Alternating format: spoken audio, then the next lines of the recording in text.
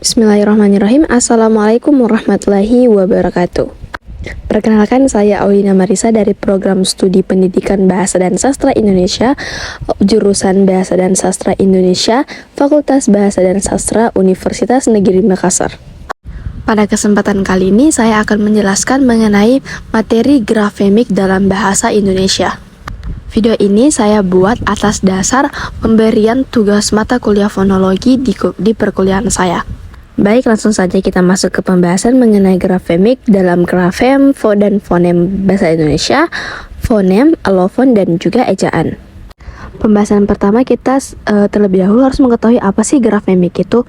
Nah, grafemik sendiri dalam Kamus Besar Bahasa Indonesia merupakan penyelidikan mengenai tulisan atau huruf dalam sistem aksara. Selanjutnya, grafem fonem bahasa Indonesia. Nah, dari kedua ini memiliki perbedaan. Yang pertama, grafem berbicara tentang huruf.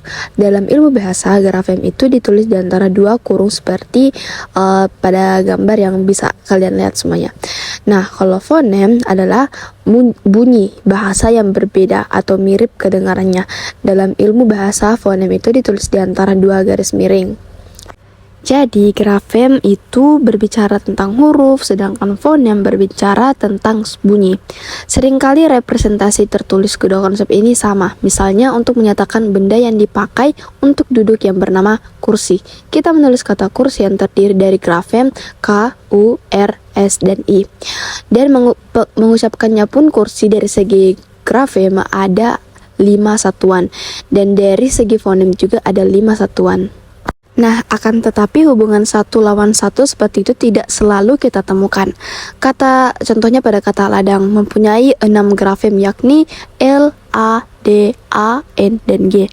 Namun dari segi bunyinya, perkataan yang sama itu hanya mempunyai 5 fonem, yaitu L, A, D, A, dan N, G digabung menjadi nga atau bentuk sengau.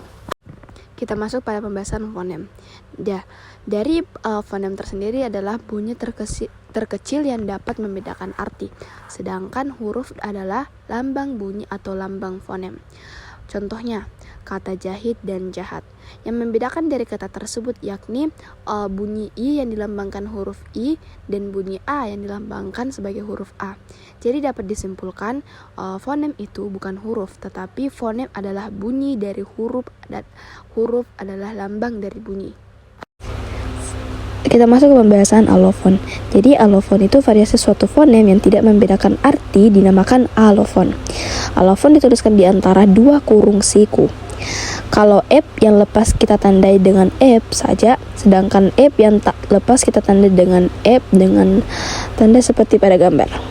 Maka kita dapat berkata bahwa dalam bahasa Indonesia fonem ep mempunyai dua alofon, yakni ep dan ep aksen. Nah, dari grafem dan fonem sebelumnya kita bahas itu memiliki 3 macam, ada vokal, diftong, dan juga konsonan. Yang pertama ada grafem fonem vokal. Nah, pada fonem vokal I memiliki 2 alofon, yaitu I tinggi dan I rendah. Nah, dari grafemnya tersendiri I. Contohnya itu ada pada kata itu, apik, dan api. Selanjutnya pada fonem E ada E dan E. Selanjutnya pada fonem E. Nah, di sini terdapat 3 macam fonem E, yaitu E, dan juga E pada penutupan dari konsonan. Kita bisa lihat dari contoh yang pertama ada kata ekor, monyet, dan sate. Nah, namun pada contoh yang selanjutnya itu ada emas, kerah, dan made.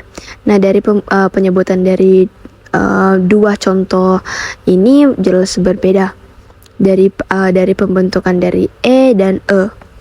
Selanjutnya masuk pada grafem fonem diftong. Ada 4 grafem fonem diftong, yaitu pada fonem au, ai, oi, dan ei. Yang pertama dari fonem au, dari grafem au. Contohnya itu ada pada kata aula, laut, dan pulau. Nah, yang kedua pada fonem ai. Grafemnya itu ada ai. Contoh katanya ada air, kain, dan lantai. Yang ketiga fonem oi. grafemnya itu oi. Contohnya itu ada kata pada kata poin dan sekoi. Nah, yang terakhir ada fonem A yang digambarkan dari grafem itu A. Contoh katanya itu survei. Nah, pada selanjutnya pada grafem fonem konsonan di sini saya hanya mengangkat beberapa contoh saja dari grafem fonem konsonan. Yang pertama ada pada fonem F, yaitu memiliki dua alofan, yaitu F dan F. Grafemnya itu B. Nah, contoh katanya itu ada pada kata baku, rebut, dan juga jawab. Selanjutnya pada fonem D. Alofonnya itu ada ed dan ed. Nah, grafemnya itu D. Contoh katanya ada pada kata data, ada, dan juga abad. Selanjutnya pada fonem L.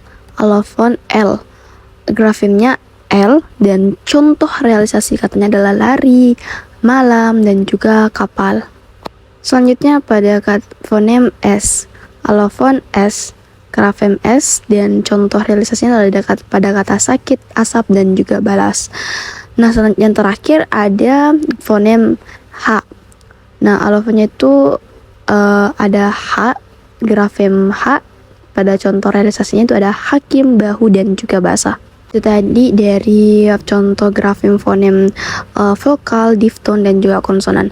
Selanjutnya kita masuk pada pembahasan ejaan. Nah, ejaan menurut Kamus Besar Bahasa Indonesia adalah cara atau aturan menuliskan kata-kata dalam huruf. Sedangkan di dalam Ensiklopedia Indonesia, ejaan adalah cara menulis kata-kata menurut disiplin ilmu bahasa.